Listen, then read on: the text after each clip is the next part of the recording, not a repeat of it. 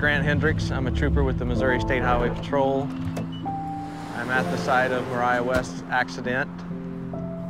Mariah's vehicle traveled across this median and ended in striking the bridge that you can see behind me.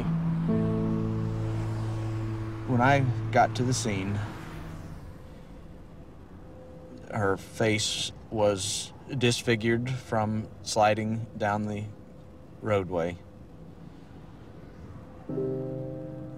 It's funny, the first thing I noticed about her was her shoes. Lying in the roadway in a large pool of blood, I noticed her shoes and I thought, this is a young girl. That's the first thing I thought when I saw this. And at that point is when I noticed her cap and gown was still in her car. She was going to graduate the next day. It was just a really horrific scene, all because of a senseless text message.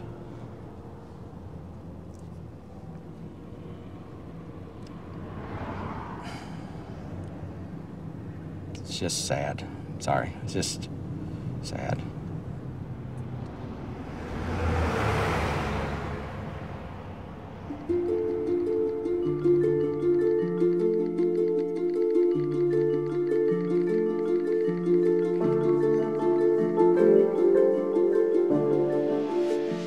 Ashley would text hundreds of messages every day. That was the way we kept in touch. We would definitely text more than we talked. Mariah was a multitasker extraordinaire. She could text better than anyone I know. She could be having one conversation with me, completely focused, while having a text conversation with somebody else. When you do something 7,000 times a month, you tend to learn where those 26 letters are. We would be at school, at home, movies, bowling, driving. Not even looking at her phone. Just simple, insignificant, useless bullshit, whatever it may be. About anything and everything. Just a way to pass the time. It didn't matter where we were constantly texting. This is my sister. She was looking at my message that I had just sent her. When she looked up, she had clipped the median on the left-hand side of the road.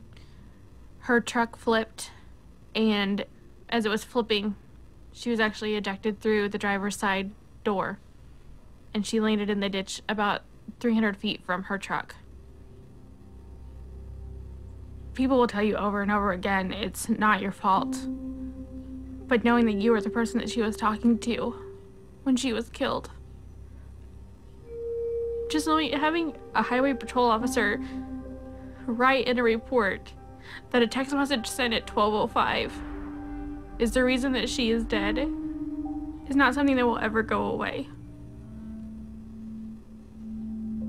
If I could talk to her one last time, I would just say, I'm sorry.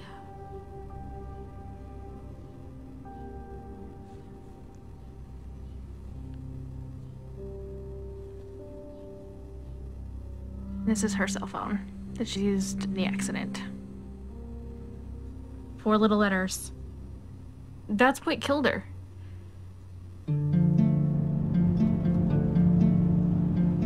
You never really think about it, but people associate drinking and driving as a dangerous thing. Your vision's impaired, your judgment's impaired. But if you look at texting and driving, your vision's not even there. You're not even looking at the road.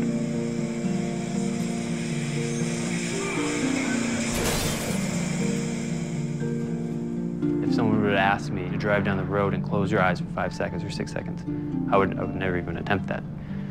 But then if someone asks, read this text message and respond to that in about the same length of time, well, that would be no problem. I'd done that numerous times in the past before this accident. I was on my way home. I had my girlfriend in the car, and I'm just reading a text message, responding. I was looking up every couple seconds or so, like I always did. And I just hear a loud scream next to me, and the next second I look up and I see a bicyclist crashing the windshield.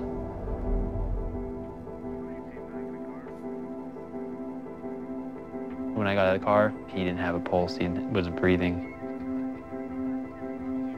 He wasn't alive. There are no words to describe the level of grief, the level of depression and self-hatred I was going through.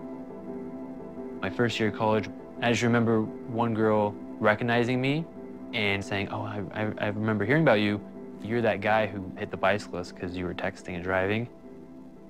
That was actually the day before I ended up going to the hospital for emotional problems. I sent one stupid, meaningless text, LOL, and killed a man.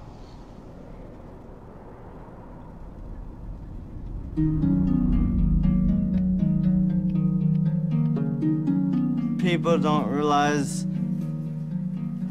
it could just take 3 seconds. I was going to the movies and the car just went directly into a tree and it was a direct collision. I was the passenger. I collided with the tree on my right temple and I was declared dead on the scene 3 times. I used to be able to drive. I used to be able to go for walks. I used to be able to run around town by myself. I used to have a job. I was normal. And all this, I cannot do anymore because they had the text. This is the text message that changed my life forever.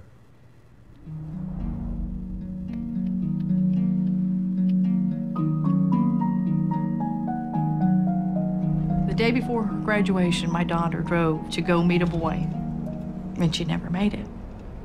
Today, she would have been 19 years old, exactly.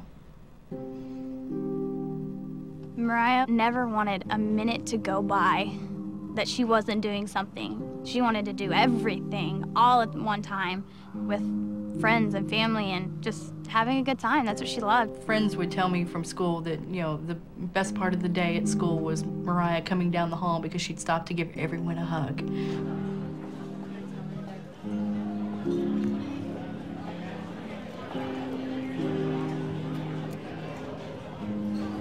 Okay, guys, in honor of Mariah. Happy birthday to you. Happy birthday to you.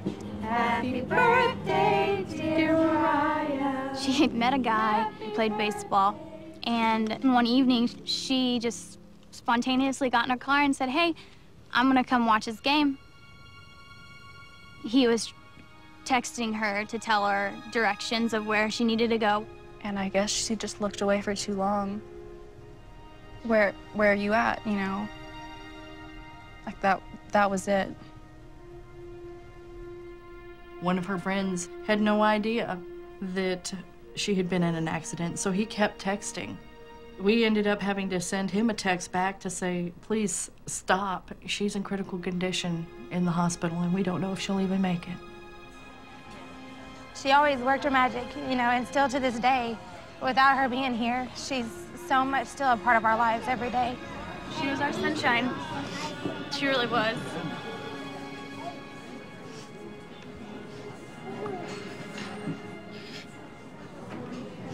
She was. It's a simple text message. Where are you at? 3 simple words. She paid the ultimate price for her actions. I've had to do this more than once. Mariah is not the only victim that I've dealt with. And it never gets any easier. And it won't get any easier. What is worth losing your life over? That text message